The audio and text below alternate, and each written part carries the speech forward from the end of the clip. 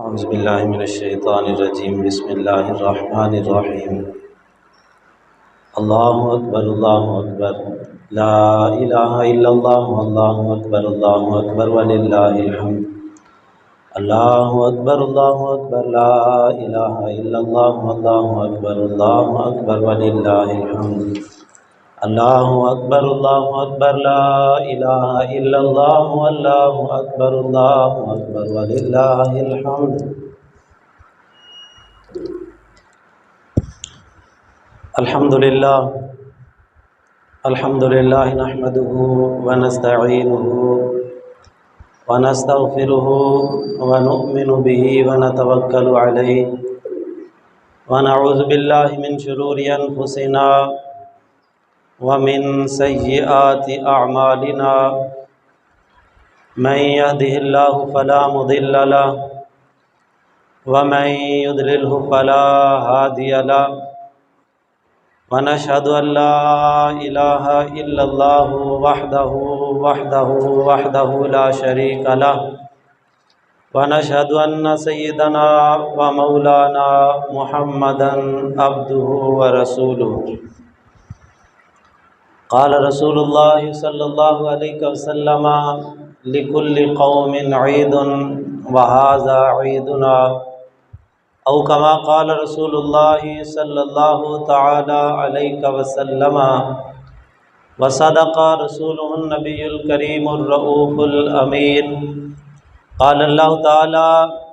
إن الله وملائكته يصلون على النبي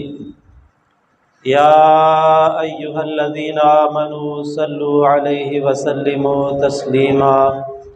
الصلاة والسلام عليك يا سيدي يا رسول الله وعلى آلك وأصحابك يا حبيب الله الصلاة والسلام عليك يا سيدي يا نبي الله وعلى آلك وأصحابك يا سيدي يا رحمة للعالمين الصلاة والسلام عليك يا شفيع المذنبين وعلى آلك وأصحابك يا سيدي يا جد الحسن والحسين الله أكبر لا إله إلا الله والله أكبر ولله الحمد الله أكبر لا إله إلا الله والله أكبر وللہ الحمد اللہ اکبر لا الہ الا اللہ واللہ اکبر وللہ الحمد۔ اللہ رب العزت کی حمد و ثنا مصطفیٰ کریم علیہ الصلاۃ والتسلیم کی بارگاہ مقدسہ میں ہدیہ درود و سلام عرض کرنے کے بعد دعا ہے اللہ رب العزت قادر مطلق کے دربار میں مالک تعالی میری زبان پہ بیان حق جاری فرمائے۔ عزیز دوستو، آج عید الفطر کا دن ہے اور انشاءاللہ تعالی جیسے کہ اعلان کیا گیا تھا 7 بجے نماز عید الفطر ادا کی جائے گی۔ 6:30 ہو چکے ہیں۔ جو احباب انتظار میں ہیں وہ براہ کرم جلد از جلد تکبیرات کا ورد کرتے ہوئے نماز عید ادا کرنے کے لیے مسجد کی طرف روانہ ہوں۔ اللہ رب العزت اس دن کی رحمتوں اور برکتوں میں سے ہم سب کو حصہ کثیر نصیب فرمائے۔ عزیز دوستو، عید الفطر کا دن ہے۔ حضرت سیدنا عبداللہ ابن عباس رضی اللہ تعالی عنہ آپ روایت کرتے ہیں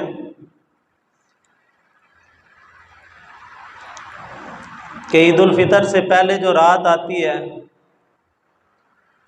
اس کو لیلۃ الجائزہ کہا جاتا ہے۔ یعنی انعام و اکرام کی رات، اور فرمایا کہ جب عید کا دن آتا ہے تو صبح ہی صبح تمام شہروں اور گلیوں بازاروں کے اندر اللہ رب العزت کے فرشتے پھیل جاتے ہیں اور وہ اعلانات کرتے ہیں جن کو انسانوں اور جنوں کے سوا تمام مخلوقات اس کو سنتی ہے، اور وہ اعلان یہ ہوتا ہے کہ اے امت محمد صلی اللہ علیہ وآلہ وسلم، اللہ رب العزت کی طرف چلو تاکہ وہ تمہیں عظیم ثواب عطا فرمائے اور تمہارے بڑے بڑے گناہوں کو بخش دے۔ فرمایا کہ پھر لوگ نماز عید ادا کرنے کے لیے عیدگاہ کی طرف روانہ ہوتے ہیں، تو اللہ رب العزت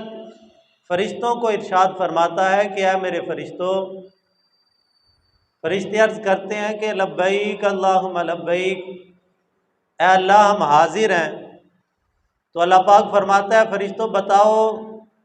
اس مزدور کے بارے میں کیا کہتے ہو جو اپنا کام پورا کر لے؟ تو فرشتے عرض کرتے ہیں کہ اللہ پھر اس کا حق بنتا ہے کہ اس کو اجرت پوری دی جائے، اس کو مزدوری دے دی جائے۔ تو فرمایا کہ اللہ رب العزت فرماتا ہے کہ اے فرشتوں پھر گواہ ہو جاؤ، میں تمہیں گواہ بناتا ہوں کہ میں نے ان کے روزوں اور راتوں کی عبادتوں کے عوض میں نے ان کے گناہوں کی بخشش فرما دی۔ اور پھر اللہ رب العزت فرماتا ہے کہ اے میرے بندو مجھ سے مانگو، اپنی عزت و جلالت کی قسم آج تم اپنی آخرت کے لیے جو مانگو گے تمہیں وہ بھی دے دوں گا، تم دنیا کے لیے جو جائز مانگو گے اس کا بھی لحاظ رکھوں گا۔ لحاظ رکھنے سے مراد یہ ہے کہ جو تمہارے لیے بہتر ہوگا وہ تمہیں عطا کر دوں گا، کیونکہ مجھے نہیں پتا کہ میرے لیے بہتر کیا ہے، اللہ رب العزت جانتا ہے۔ اور حدیث بزرگ فرماتے ہیں کہ دعا کی قبولیت کا ایک انداز یہ بھی ہوتا ہے کہ بندہ کچھ مانگتا ہے اللہ کچھ دے دیتا ہے، کیونکہ بندے کو نہیں پتا کہ میرے لیے بہتر ہے، میرا رب جانتا ہے کہ اس کے لیے کیا بہتر ہے۔ تو اللہ رب العزت وہ نہیں دیتا جو بندہ مانگتا ہے، اللہ پاک وہ دے دیتا ہے جو اس کے لیے بہتر ہے۔ تو فرمایا جو آخرت کے لیے مانگو گے تمہیں دوں گا، جو دنیا کے لیے مانگو گے اس کا لحاظ رکھوں گا۔ اور دوسری حدیث پاک جو حضرت انس بن مالک رضی اللہ تعالیٰ عنہ سے مروی ہے، آپ فرماتے ہیں کہ کریم آقا صلی اللہ تعالیٰ علیہ وسلم نے ارشاد فرمایا جس بندے نے ماہ رمضان المبارک کے روزے رکھے اللہ رب العزت عید الفطر کی رات اس کو پورا پورا اجر عطا فرماتا ہے، اور فرمایا کہ عید کی صبح کو اللہ رب العزت فرشتوں کو حکم فرماتا ہے کہ اے فرشتوں زمین میں پھیل جاؤ، ہر گلی کوچہ اور بازار کے اندر اعلان کر دو کہ اے امت مصطفیٰ صلی اللہ تعالیٰ علیہ وسلم اپنے رب کی طرف بڑھو۔ اور یہ الفاظ بڑے خوبصورت ہیں حدیث پاک کے، کہ فرمایا فرشتے اعلان کرتے ہیں کہ اے امت مصطفیٰ اپنے رب کی طرف بڑھو کہ وہ تمہاری تھوڑی نماز کو قبول کر کے اجر زیادہ عطا کرے گا، تمہاری تھوڑی عبادتوں کے عوض تمہیں اجر زیادہ عطا کر دے گا۔ اور فرمایا کہ حدیث پاک کے الفاظ ہیں، کریم آقا صلی اللہ علیہ وسلم نے فرمایا تھوڑی عبادتوں کے عوض اجر زیادہ عطا کرے گا، لیکن تمہارے بڑے بڑے گناہوں کو میرا رب معاف فرما دے گا۔ عبادتیں تھوڑی اجر زیادہ، گناہ بڑے مغفرت بے بہا، یعنی بڑے بڑے گناہوں کی بخشش فرما دے گا۔ اور فرمایا کہ پھر جب لوگ عیدگاہ روانہ ہوتے ہیں اور وہاں پہ نماز سے فارغ ہو کے اپنے ہاتھ دعا کے لیے اٹھا لیتے ہیں، تو فرمایا کہ اللہ تعالیٰ اس وقت کسی بندے کی دعا کو رد نہیں فرماتا، اس وقت دعائیں قبول ہوتی ہیں، اور وہ کسی کو گناہوں کے معاف کیے بغیر چھوڑتا نہیں۔ آج نا ہمارے ساتھ ایک یہ بھی مسئلہ ہے، ہم دعائیں مانگنے کے اندر بھی بخل سے کام لیتے ہیں، تھوڑی کنجوسی کر جاتے ہیں دعا مانگنے کے اندر بھی۔ جیسے ہم ہر کام کے اندر بخیل ہو گئے نا، ویسے ہی ہم دعا مانگنے کے اندر بھی تھوڑا سا بخیل ہو گئے۔ حالانکہ اللہ تعالیٰ بارہا قرآن پاک میں بندوں کو اپنے سے مانگنے کے لیے رغبت دلاتا ہے، اور بزرگ فرماتے ہیں کہ عام بندوں کا اصول یہ ہے، ایک دفعہ مانگو دیں گے، دوسری دفعہ مانگو دیں گے، تیسری دفعہ مانگو جو بڑا سخی ہوگا پھر دے گا، چوتھی دفعہ مانگو جو ذرا زیادہ بڑے دل والا ہوگا پھر دے دے گا، فرمایا پانچویں چھویں دفعہ مانگو گے تو اس کی ماتھے پہ سلوٹ آئے گی، پھر وہ تھوڑا سا نا پریشانی کا اظہار کرے گا، لیکن فرمایا کہ رب قدوس کا دربار وہ دربار ہے کہ ایک دفعہ نہیں، دو دفعہ نہیں، 1000 دفعہ بھی اس سے مانگو، اپنی اوقات سے بڑھ کے مانگو۔ یہ مانگنے والے ہوتے ہیں نا، کبھی کبھی آ کے کہتے ہیں جی سوال کرتے ہیں تو ان کو 10 روپے پکڑائے نا، وہ کہتے ہیں نہیں نہیں جی لال نوٹ لینا ہے، وہ 100 کا تقاضا کر دیتے ہیں، تو آگے سے لوگ کہتے ہیں بھائی منگن والے اپنا منہ دیکھ، اپنی اوقات دیکھ، تو اوقات سے بڑھ کے مانگ رہا ہے۔ لیکن یہ دربار وہ دربار ہے کہ جہاں اوقاتیں نہیں دیکھی جاتی، جہاں بندے کی حیثیت نہیں دیکھی جاتی۔ تو یار میرے رب کا دربار تو بڑا عظیم دربار ہے، رب نے جو اپنے محبوب کا دروازہ دکھایا نا وہ دروازہ بھی بڑا وسیع ہے۔ اعلیٰ حضرت نے فرمایا تھا کریم ایسا ملا کہ جس کے کھلے ہیں بازو بھرے خزانے، بتاؤ اے مفلسو کہ پھر کیوں تمہارا دل اضطراب میں ہے، کہ بھئی جس دربار میں خزانے بھی بھرے ہوئے ہیں، جہاں بخل بھی نہیں ہے، جہاں عطا بھی بے شمار ہوتا ہے، وہاں مانگتے ہوئے پھر مانگنے والا کیوں بخل سے کام لے، وہاں پھر مانگنے سے کیوں کترائے بندہ، اور مانگتے ہوئے اس کو ہچکچاہٹ کیوں محسوس ہو۔ بزرگ فرماتے ہیں جب رب سے مانگنا ہے نا، اور یہاں تو یار میرے مصطفیٰ کریم علیہ الصلوۃ والتسلیم کی شان مبارکہ یہ ہے کہ جب مانگنے والے آتے تھے آقا کریم علیہ الصلوۃ والتسلیم ان کو ایسے عطا فرماتے تھے۔ حدیث پاک کے الفاظ ہیں، کریم آقا صلی اللہ علیہ وسلم کے صحابہ فرماتے ہیں کہ نبی پاک صلی اللہ علیہ وسلم ویسے تو سارا سال ہی سخی تھے، آقا کریم علیہ الصلوۃ والتسلیم کی حیات طیبہ کا ایک ایک لمحہ سخاوت کا ہے، لیکن فرمایا کہ جب ماہ رمضان آتا تھا نا تو سرور عالم صلی اللہ علیہ وسلم کی سخاوت تیز آندھی سے بھی زیادہ ہو جاتی۔ اس تیزی کے ساتھ اور اس کثرت کے ساتھ میرے کریم آقا صلی اللہ تعالی علیہ وسلم مانگنے والوں کو اور سوالیوں کو عطا فرمایا کرتے تھے۔ ایک دن نا نبی پاک صلی اللہ علیہ وسلم تشریف فرمائے تو ایک سوالی نے سوال کر دیا،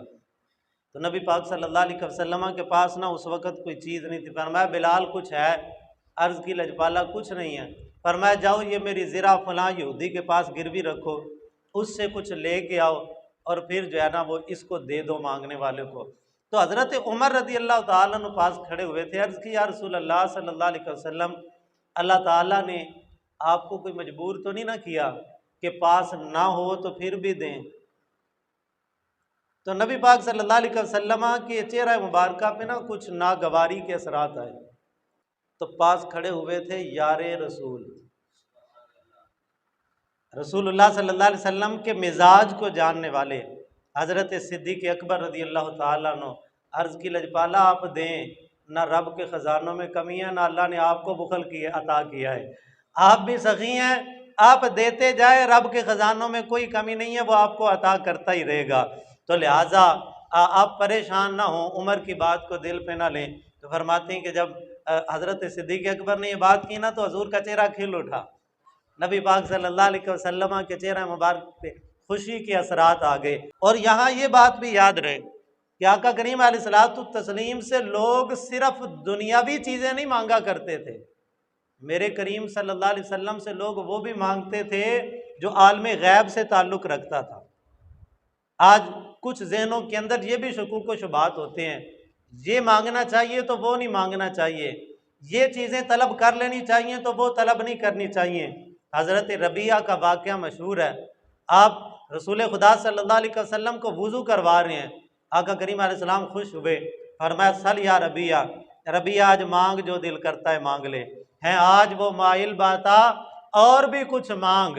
تب تنگی داماں پہ نہ جا اور بھی کچھ مانگ۔ اب مانگنے والے بھی نے تو پھر کمال کر دیا نا، حضور نے فرمایا مانگ جو مانگنا ہے۔ انہوں نے عرض کی لجپالا پھر جنت میں اپنے ساتھ والا مکان دے دیں، جب دینے والا ایسا سخی ہو تو مانگنے والا پھر بخل کیوں کرے؟ میں نے عرض کی نا ہم لوگ تھوڑا پریشانی کا شکار ہو جاتے ہیں، اتنا کچھ مانگیں اللہ تعالیٰ سے، تو نبی پاک صلی اللہ علیہ وسلم نے فرمایا پریشان ہو کے نہ مانگا کرو اور یقین کی کمزوری کے ساتھ نہ مانگا کرو، فرمایا پکے یقین کے ساتھ مانگو۔ وہ بادشاہ وقت خانہ کعبہ کا طواف کرنے کے لیے آیا تو باہر ایک نابینا بندہ بیٹھا ہوا دعا مانگ رہا تھا، اللہ مجھے آنکھیں دے دے۔ اس نے کہا کتنا عرصہ ہو گیا؟ کہنے لگا پیدائشی نابینا ہوں، تو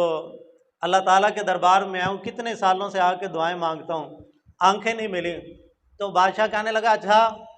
میں طواف کرنے جا رہا ہوں، طواف کر کے واپس آتا ہوں، اگر تیری آنکھیں نہ تجھے ملی تو تیرا سر قلف کر دینا۔ اب وہ کہنے لگا یا اللہ اب تو دوہری مصیبت ہے، آگے اندھا تھا اب جان بھی جا رہی ہے، تو بڑا رو کے اس نے مانگا۔ بادشاہ کا طواف ابھی پورا نہیں ہوا تھا کہ اللہ نے اس اندھے کو آنکھیں عطا کر دی۔ بادشاہ واپس پلٹ کے آیا تو اس کی آنکھیں موجود تھیں، اس نے کہا کہ اللہ نے مجھے آنکھیں دے دی ہیں۔ بادشاہ مسکرا کے کہنے لگا یہی تجھے سمجھانا تھا، پہلے تو ڈر ڈر کے مانگتا تھا، تو سمجھتا تھا کہ پتہ نہیں ملے گا یا نہیں ملے گا، اور میری مصیبت اتنی بڑی ہے، وہ آنکھیں سارے حکیموں نے جواب دے دیا یہ آنکھیں بھی مل جائیں گی یا نہیں ملیں گی، تجھے شک تھا، جب تجھے یقین ہو گیا نا تو رب نے عطا کرنے میں بھی دیر نہیں کی۔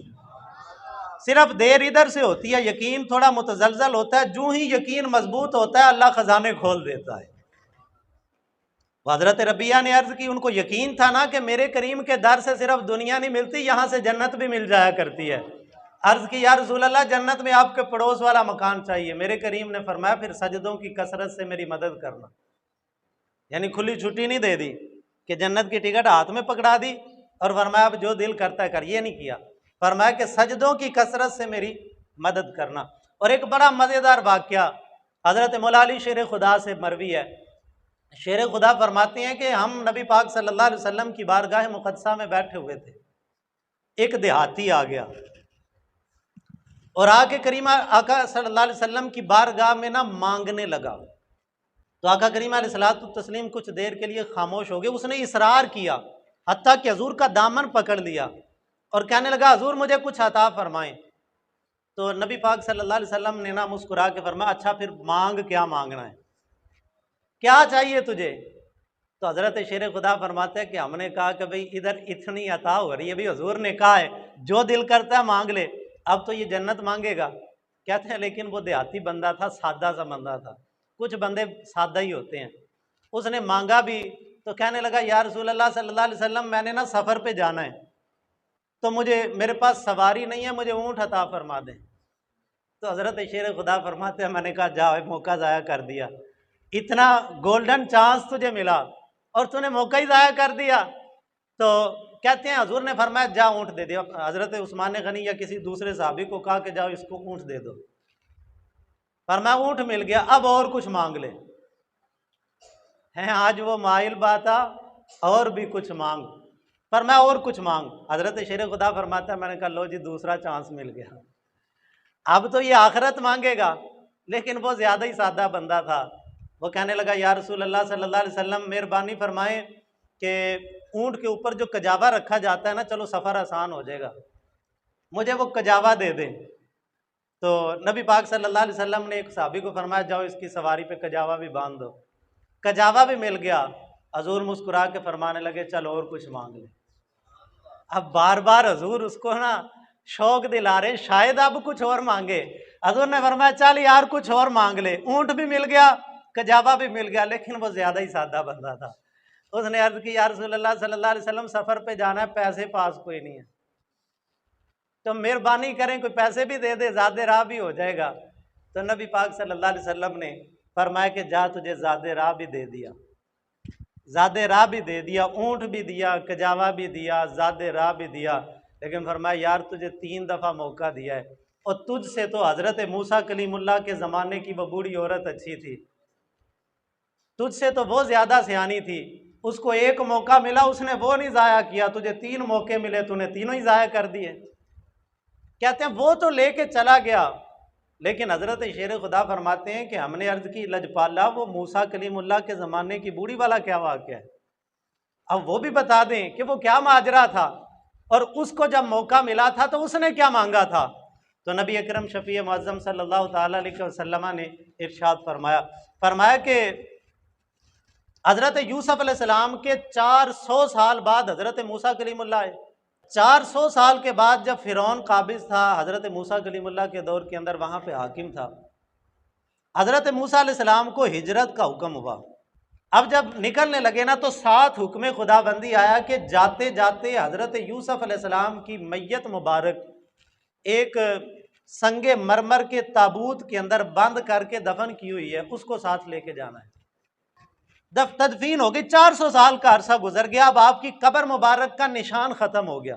چونکہ دریائے نیل کے کنارے تھی، تابوت مبارک گم ہو گیا، اور لوگ بھول گئے کہ وہ جگہ بھی کدھر ہے جہاں حضرت یوسف علیہ السلام کا تابوت مبارک موجود تھا۔ حضرت موسیٰ علیہ السلام کو حکم ہوا کہ جاتے جاتے حضرت یوسف علیہ السلام کا تابوت اٹھا کے لے کے جانا ہے۔ تو حضرت موسیٰ علیہ السلام نے عرض کی مالک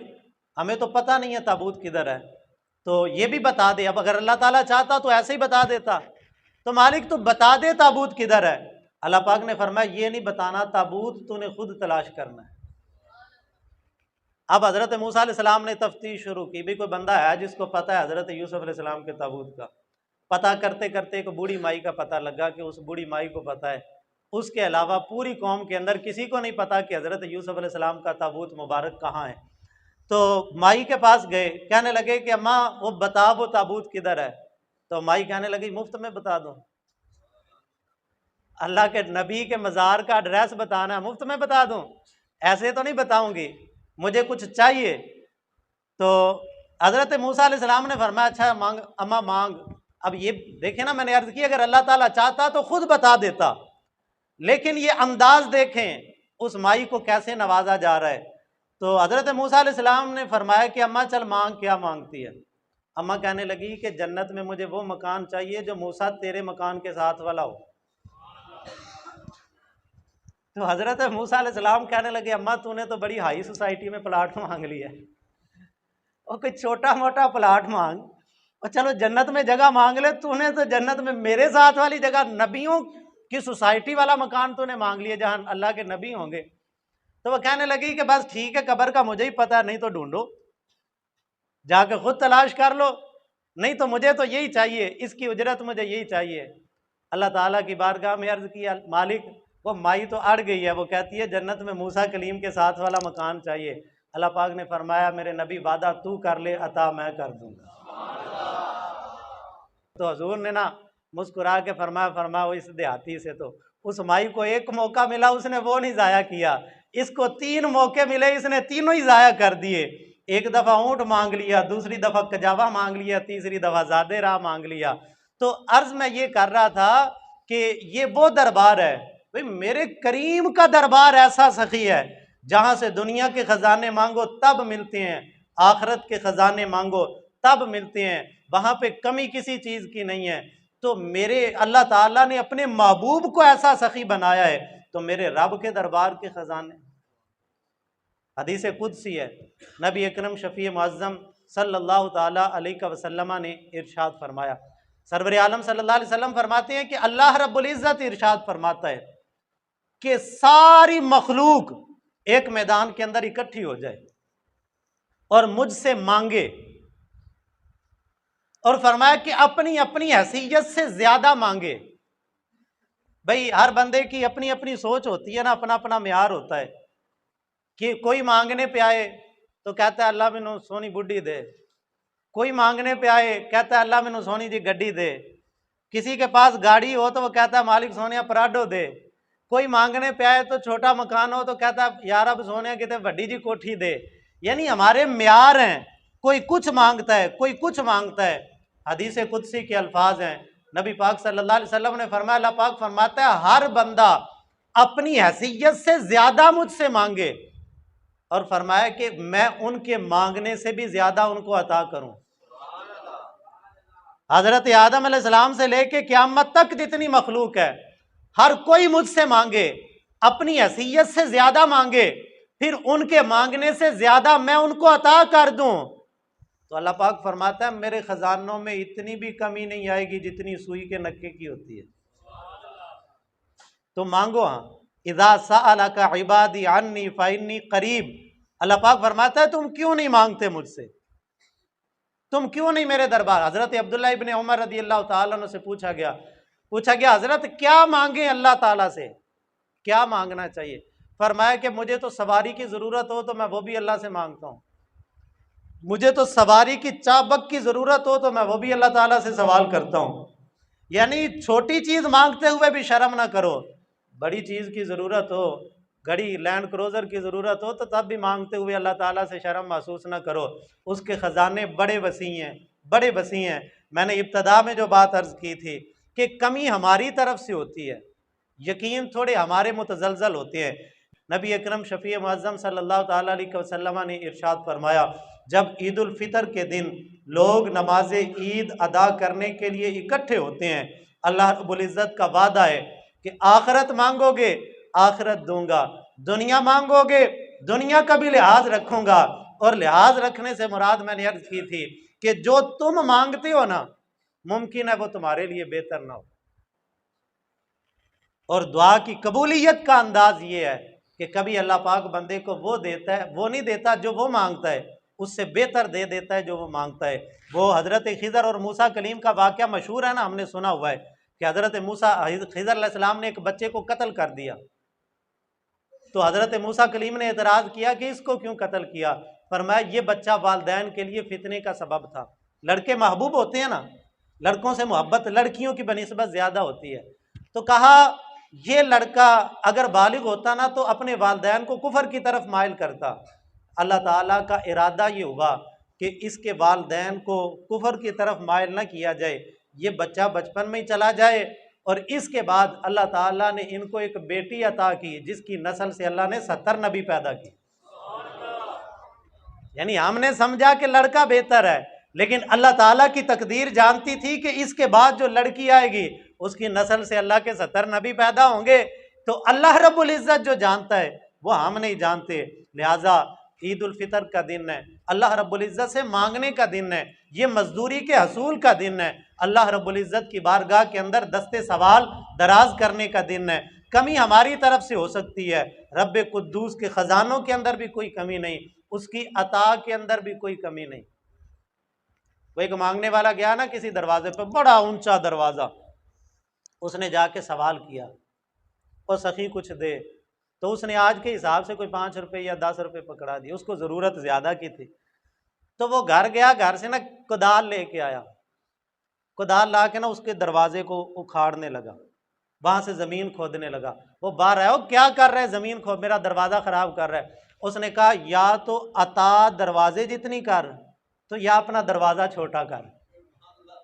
یا دروازہ چھوٹا کر لے یا عطا زیادہ کر لے، دونوں میں سے ایک کام کر لے۔ بھئی اتنا بڑا دروازہ اور 5 روپے دے رہا ہے، اتنی تھوڑی رقم دے رہا ہے، مجھے ضرورت تو زیادہ کی تھی۔ جب یعنی عرض کرنے کا مقصد یہ، دروازے بڑے ہونا تو بھیک بھی بڑی ملا کرتی ہے، اور رب کے دروازے اللہ اللہ،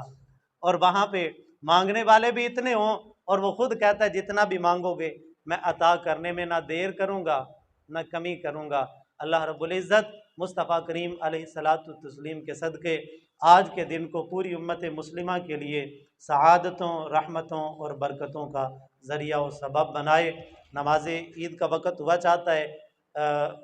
طریقہ اور نیت سماعت فرما لیں۔ 2 رکعت نماز عید الفطر